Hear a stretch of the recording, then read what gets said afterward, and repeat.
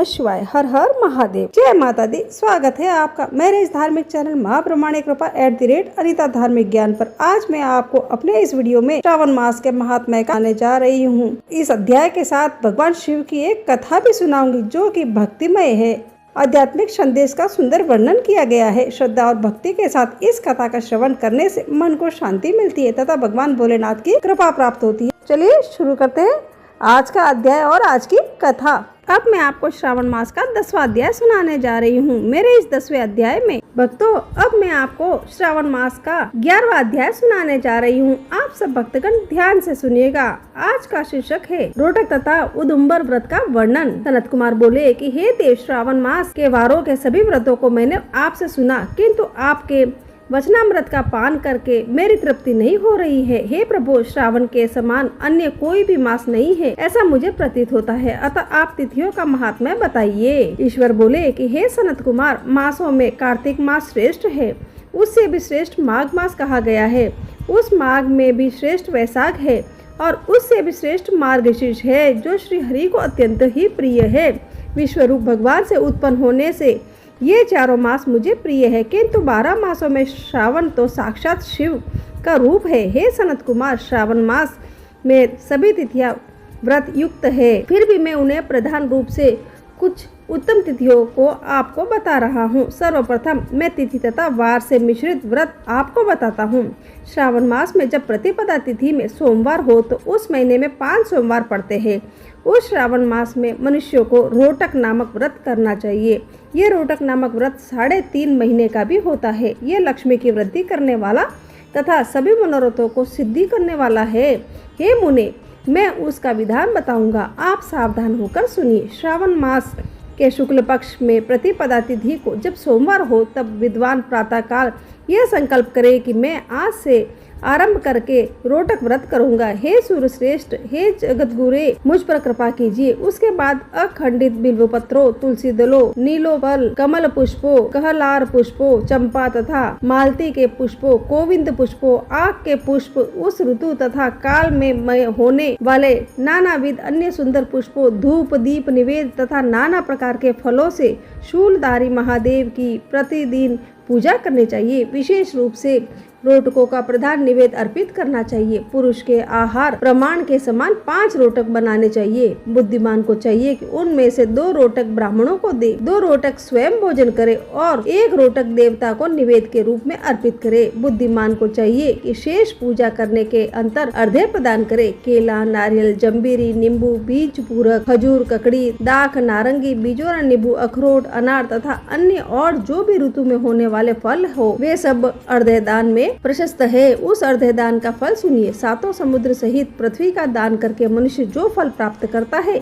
वही फल विधान पूर्वक इस व्रत को करके यह पा जाता है। विपुल धन की इच्छा रखने वालों को यह व्रत 5 वर्ष तक रखना चाहिए। इसके बाद रोटक नामक व्रत का उद्यापन कर देना चाहिए। उद्यापन कृत्य के लिए सोने तथा चांदी के 2 रोटक बनाए। प्रथम दिन अधिवासन करके प्रातः काल शिव मंत्र को द्वारा घृत तथा उत्तम बिल्व पत्रों से हवन करे। हे तात, इस विधि से व्रत के संपन्न किए जाने पर मनुष्य सभी वांछित फलों को प्राप्त कर लेता है। हे सनत कुमार, अब मैं द्वितीया के शुभ व्रत का वर्णन करूंगा, जिसे श्रद्धा पूर्वक करके मनुष्य लक्ष्मीवान तथा पुत्रवान हो जाता है। औदुम्बर नामक वह व्रत पाप का नाश करने वाला है। शुभ सावन का महीना आने पर द्वितीय तिथि को प्रातः काल संकल्प करके बुद्धिमान को विधि पूर्वक व्रत करना चाहिए। इस व्रत को करने वाले स्त्री हो या पुरुष, वह सभी संपदाओं का पात्र हो जाता है। इस व्रत में प्रत्यक्ष गूलर के वृक्ष की पूजा करनी चाहिए, किंतु गूलर वृक्ष न मिलने पर दीवार पर वृक्ष का आकार बनाकर इन 4 नाम मंत्रों से उसकी पूजा करनी चाहिए। हे उदुम्बर, आपको नमस्कार है। हे हेम पुष्पक, आपको नमस्कार है। जंतु सहित फल से युक्त तथा रक्त अड़ुन तुल्य फल वाले आपको नमस्कार है।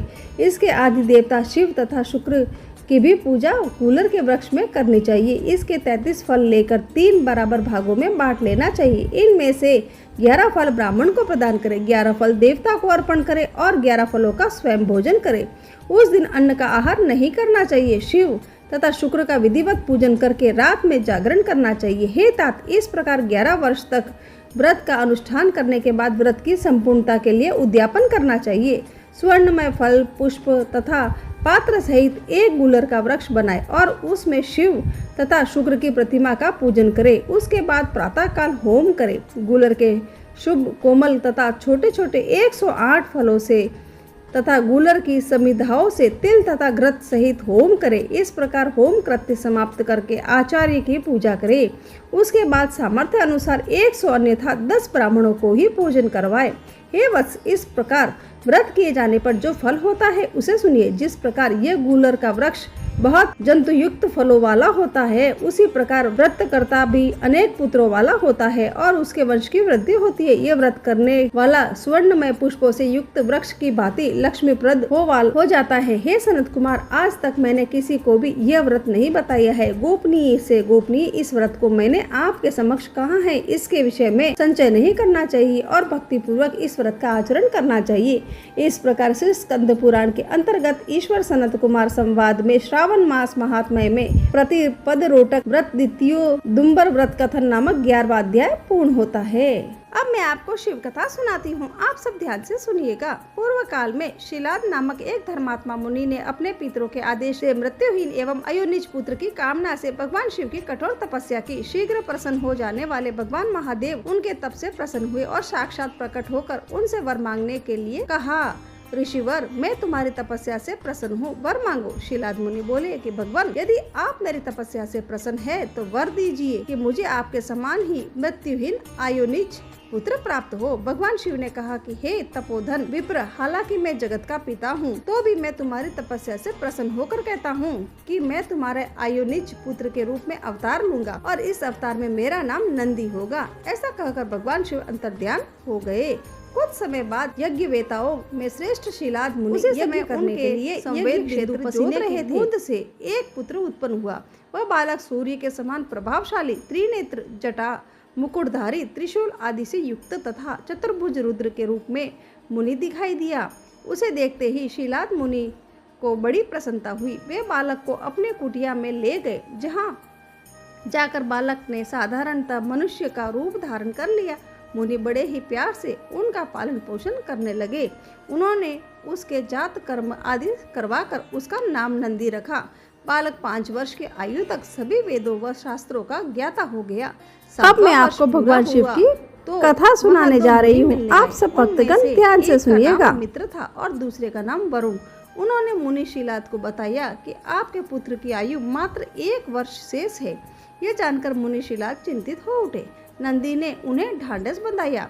उसने आत्मविश्वास पूर्वक अपने पिता से कहा कि पिताश्री, आप चिंतित न हो, यमराज मेरा कुछ नहीं बिगाड़ पाएगा। शिव काल के भी काल है। मैं भगवान शिव की आराधना करूंगा और उनके प्रभाव से मृत्यु पर विजय पाऊंगा। ऐसा कहकर नंदी वन को चले गए और भगवान शिव की प्रसन्नता के लिए तपस्या की। उन्होंने 3 नेत्र, 10 भुजा व 5 मुख वाले भगवान सदाशिव का ध्यान लगाया तथा रुद्र मंत्र का जाप किया। उनकी तपस्या से प्रसन्न होकर भगवान शिव व माता पार्वती प्रकट हुए। उन्होंने नंदी से कहा कि शीलानंदन, तुमने बड़ा ही उत्तम तप किया है। मैं तुम्हारी इस तपस्या से परम संतुष्ट हूँ। तुम्हारे मन में जो अभिष्ट हो वह मांग लो। नंदी भाव विभोर होकर उनके चरणों में लेट गए।